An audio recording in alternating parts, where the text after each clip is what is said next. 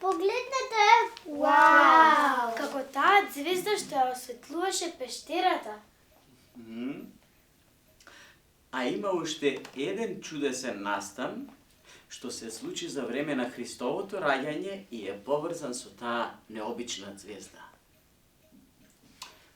Се сеќавате дека во песната Вечниот Бог се спомнува и некои мудреци.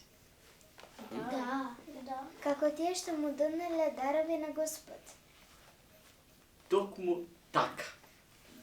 Тоа биле тројцата мудреци од Исток по име Мелхиор, Гаспар и Валтазар. Тие живееја многу подалеку од Витлеем. И веднаш што ми ја забележаа необично светлата звезда, веднаш започнаа да ја следат. А беа многу учени луѓе. Дури и знаеја да ги распознаваат звездите. Во своите книги прочитаа дека треба да се роди некој многу голем цар и дека неговото раѓање ќе биде објавено со необична звезда, дека таа ќе заблеска дури до нивната земја и ќе им го осветлува патот што ќе ги доведе до него. Така и беше.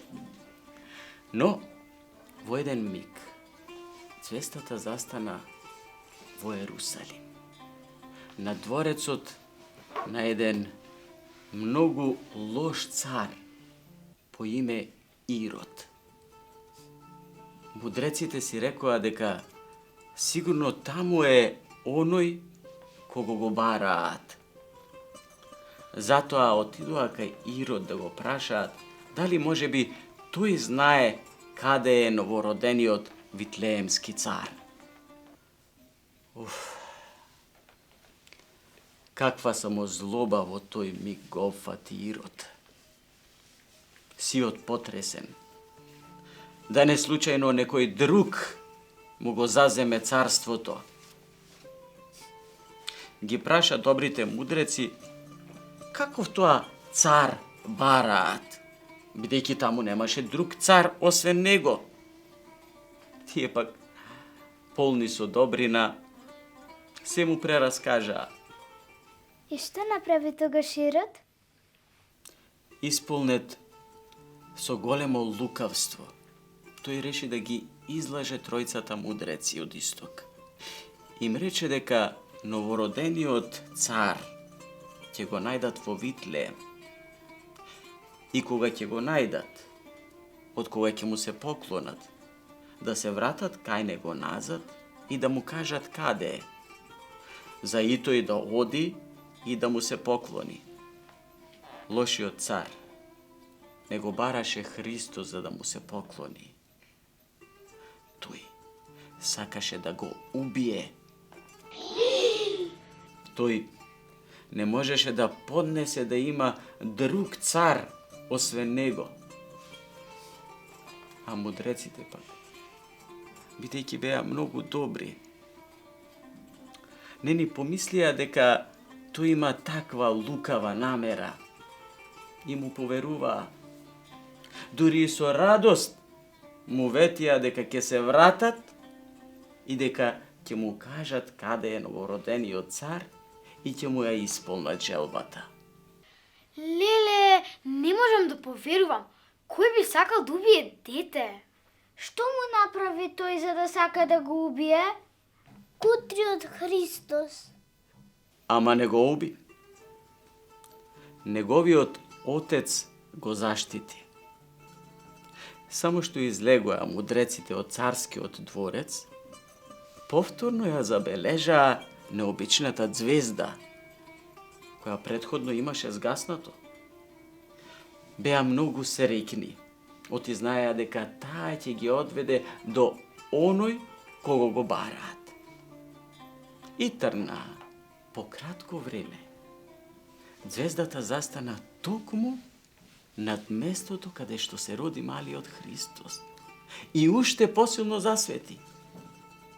И чудото да биде уште поголемо, звездата од небото се придвижи кон земјата, за поточно да им го покаже местото на мудреците. Гледајќи го ова, тројцата патници многу се зарадуваа и застанаа пред младенецот Христос, кој зрачеше со посебна убавина. Веднаш сватија дека пред ова дете, пред кое што стојат, иако е толку мало, во себе има чудесна големина и сила. Се поклонија пред него и за миг ги отворија ковчежињата да го даруваат овој мал, а сепак голем цар. Првиот мудрец му принесе блескаво злато. Вториот мудрец му принесе ливан, односно миризлив темјан, а третиот пак му принесе скапоцено миро. А што се случило со лошиот цар Ирод? Тројцата мудреци, од кога му се поклонија и го даруваа Христос, трнаа да си одат кон својата родна земја, ама се сетија на ветувањето што му го дадоа на лошиот цар Ирод, дека ќе се вратат кај него да му кажат каде е новородениот Витлеемски цар, за и тој да оди да му се поклони, и тргна да одат кон неговиот дворец. Но попат ги испревари ноќта, а ги завладеа и сонот. Решија малку да се одморат. Тогаш во сон секој посебно го слушна истиот Божи глас, кој им велеше да не се враќаат назад кај Ирод.